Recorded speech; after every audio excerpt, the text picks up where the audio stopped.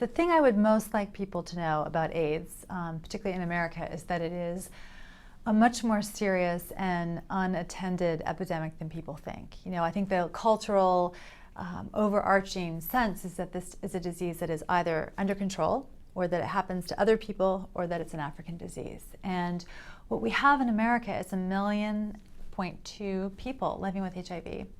And of those, really only a couple 100,000 are on the treatment that we know prevents the spread of HIV. When people know their HIV status, take the pills as prescribed, the risk of transmission of the virus is reduced by 96%.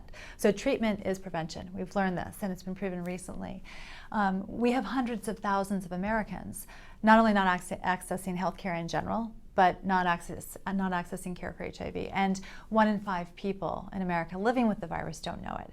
So we have to normalize the feeling around the virus and make people comfortable with the notion of getting tested. We have to encourage people to get tested and have healthcare providers outside of AIDS-specific settings tell people that you need to get tested. A lot of people think that when they get their blood work done, they've been tested for HIV, but in fact you have to sign a form specifically for an HIV test. And I hope that we can spread the message that early detection equals survival in AIDS, in HIV. Because HIV is the virus that causes AIDS, and if you have HIV and are HIV positive and seek treatment and care, you can potentially avoid having AIDS altogether.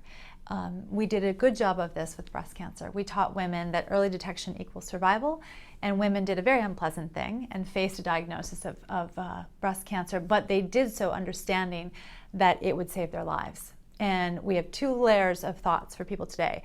If you have HIV, and you know your status, and you get tested and treated, you get tested, know your status, and get treated, you can really live a long and healthy life. You can prevent the transmission of the virus to a child, and you can also be here for the cure. We're talking about really significant scientific advances in cure research, and it is feasible to consider a functional cure in the not so distant future. And so better to be here for that. And the best way to be here for that is to know your status and to be in care.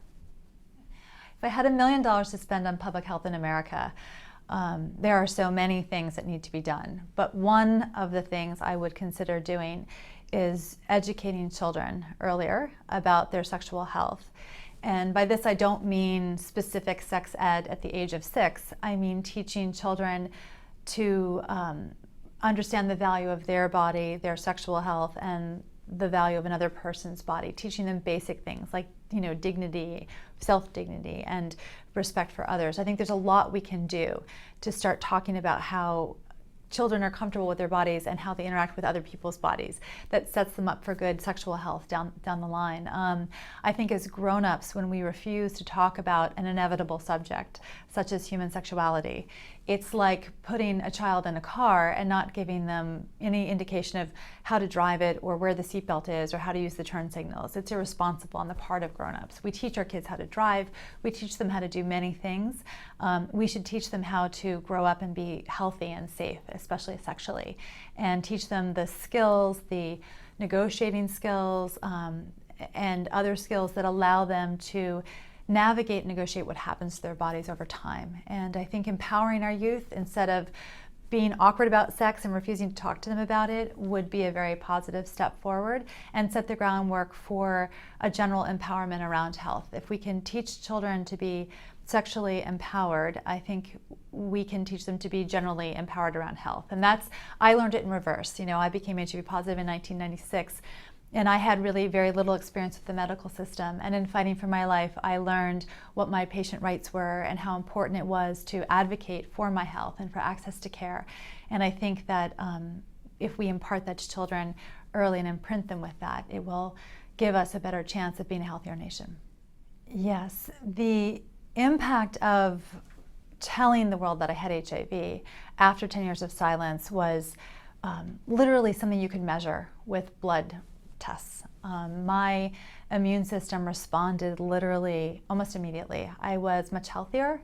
My T cell count, which is a measure of your immunity, and the CD4-CD8 ratio improved dramatically. But basically, I just felt a whole lot better. It had gotten to the point where the fear that this secret would get out when I didn't want it to, in ways that I didn't want it to, without the right story and the right facts around it, was enormous, and it was incapacitating. And believing that I had done something wrong or terrible and allowing myself to carry that mantle of shame that I put on myself, that I think some people in society put on me, was not healthy. And I finally realized that I hadn't done anything wrong. I had had sex with someone who I cared about, who I knew, who was a good person, and I had unprotected sex, and that's something that most people's mothers did to procreate and have them.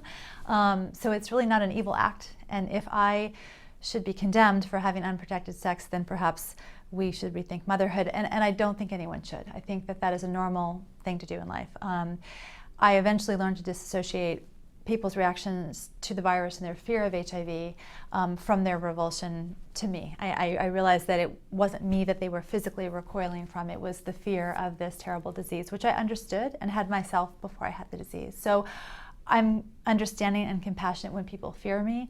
I'm less so when they judge me, because I didn't do anything that most people who would place that on me have not done. And it's interesting, I tell this story, but when I told my friends, one of my friends said to me that she was dating someone and she was not using condoms. I asked her if she was using condoms, and she said no.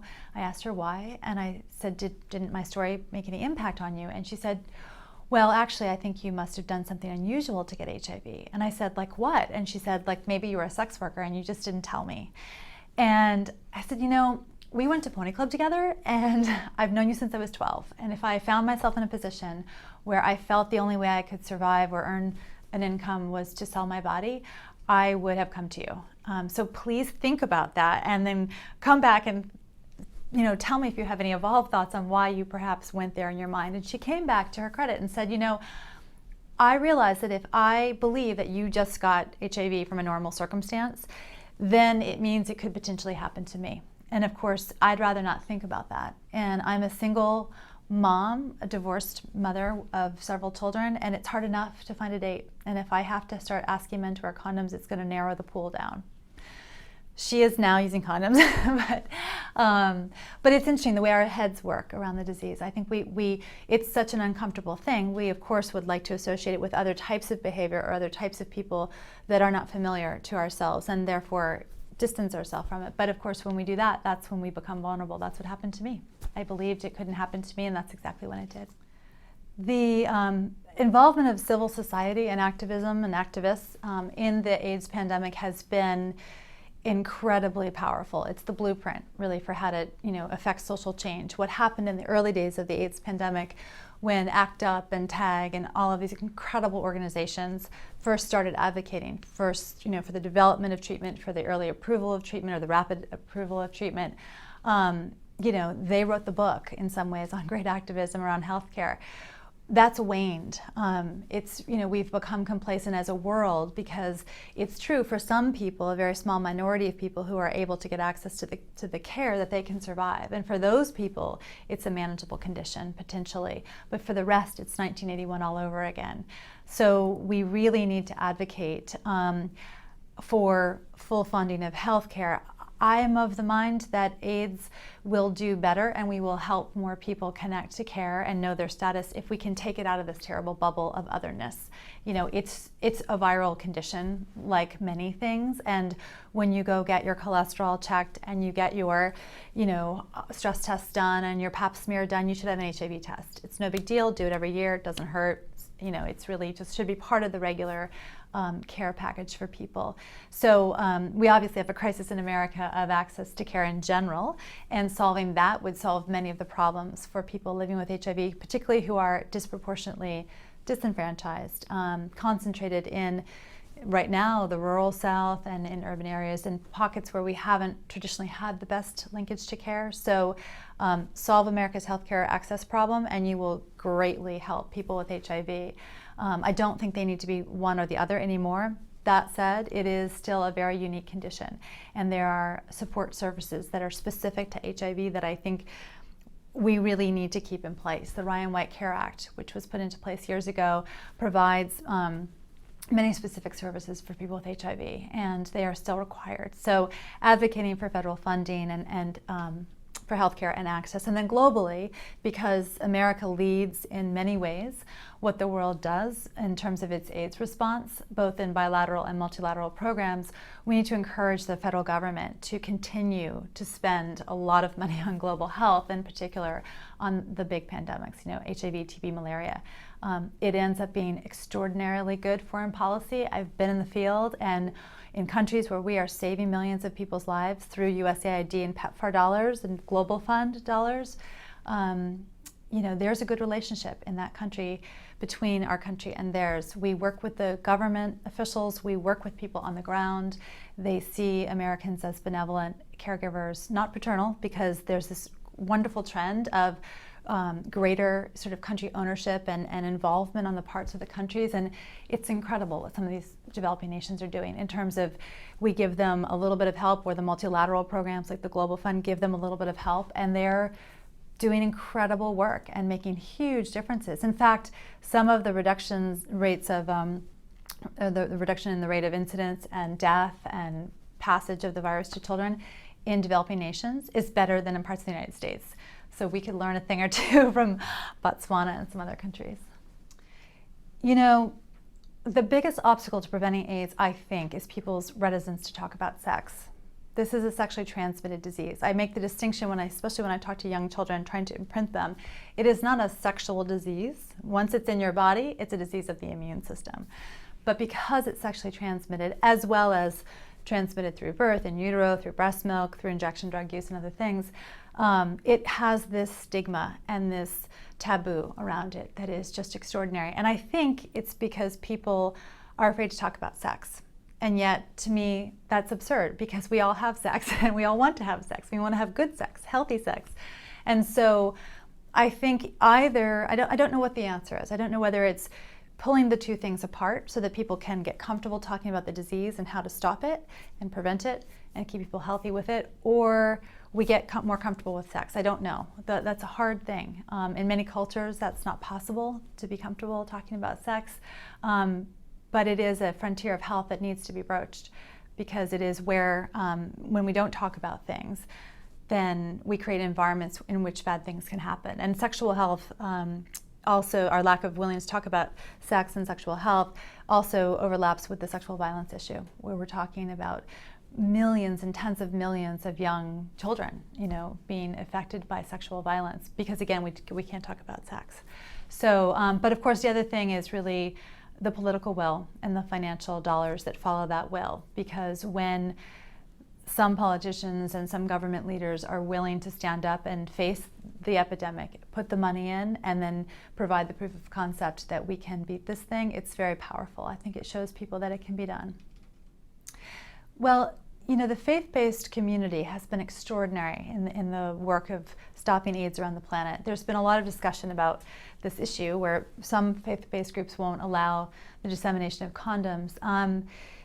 My attitude about it personally, this is my personal opinion, is that we need to respect differences of beliefs, and certain people believe different things. But I think where we can all come together is that we don't want people dying and suffering needlessly.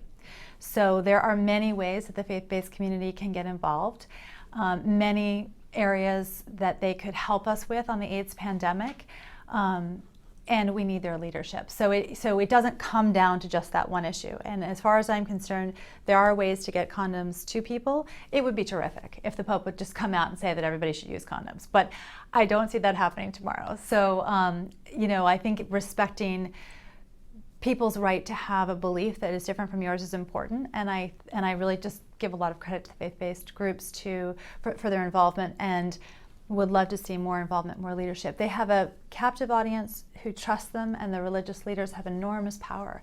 So even if they are willing to speak of the need to get tested and to seek care, it can be very powerful. Well, abstinence-only education policies obviously are highly controversial. I have this very basic thought about it, which is abstinence does work. If you don't have sex, you don't get diseases, but no one is abstinence. Abstinence. So therefore, if abstinence isn't even a possibility, then why are we putting it on the table as an option? The bottom line is it doesn't work because people will never be abstinent. So, I mean, to me, it's sort of a ridiculous argument. It's not whether or not we can or should. It's look at history. I mean, for eternity, people have had sex. They will continue to have sex. It's one of the most fundamental drives and desires, and it's a natural drive and desire. And you're never going to quell that. So I think you should work with it, not against it. And I honestly, encourage people who think about using abstinence as a prevention tool to look at the overwhelming amount of data that shows that it does not work, and that in fact what works even better is talking to kids when they're young. And I'll just tell a quick story. When I was very young and I had a crush on a boy, we got off a school bus and I was thinking, of getting amorous with him, and we sat down by the roadside. It was a very rural area, and just about as we were going to maybe potentially kiss, there was this horrible moaning sound behind us, and I turned around and there was a cow, and she was having a calf. She was giving birth. And in like 10 seconds, my head was like, this could be that in like 9 months. And I knew from being, raised around animals and spending lots of time on farms that I understood what happened. I understood how you got pregnant and what it meant. And I had seen many creatures raised young. So I knew at a very, very young age about all of that. And I think it helped delay the onset of my sexual activity. And honestly, there's data on that too. The more you talk to children, the more you tell them the truth about all of the aspects of sexuality, the more armed they are to make whatever decisions that are right for them at whatever time. And I know I've spoken in many schools, and it's always the 4th or 5th graders that come out with the first questions. And as much as we as grown-ups would prefer not to think of children as young as 9, 10, 11 having sex, they are. And unfortunately, one of the backlashes of abstinence-only prevention has been that because we've talked about not having intercourse, but only one type of intercourse, there is a compensatory response with oral sex and anal sex among those kids taught abstinence. And that is speaking anecdotally from the lots and lots of kids I talk to who know that they can talk to me about sex. And so that's a strange side effect of a culture that won't talk to them openly about sex. In fact, it's leading them to have higher risk activities and to not be armed with the right facts. There's never been a more promising time in the pandemic. We are on the brink of being able to deliver care and treatment to many, many more people. And we're at a tipping point where if we scale up rapidly, there's a real correlation between the speed at which we invest in this disease and get the treatment to people. We contain it. We really contain it in a way that we won't if we take 5 or 10 more years to do the same amount of outreach. We can end AIDS in our lifetime, which is an incredible thing to say. I never thought I would say that. I was diagnosed in 1996, thought I'd be on the planet one more year. To be here 17 years later and to be in a position where we could, the WHO guidelines have changed and millions more people have been put into care in the last couple of years, and we're looking to scale up global spending on this. Other nations are stepping up to the plate. New nations are stepping into this game. We can end it. It won't happen tomorrow, but it can be ended. And the other thing is the research around the cure is so powerfully advancing at the moment that if there was ever a time to make a history-changing investment in a disease, it's AIDS, and it's now. And the added benefit of that is that what we know about how to begin to think of a functional cure or a cure for AIDS is that this has wider repercussions for cancer, for leukemia, for other diseases. So the same technology and learning that we're using and finding around HIV will help with other diseases. I mean, the AIDS research has already helped with the leukemia research and cancer. So I think coming together, having more collaborative research and putting the money in a bolus right now will accelerate. We can see the end line. We just have to sprint to get there. So the faster we run, the fewer people die, the fewer people are turned into orphans, and the fewer people have to live with this terrible disease, which is manageable if you're lucky and have care, and it's hell if you don't.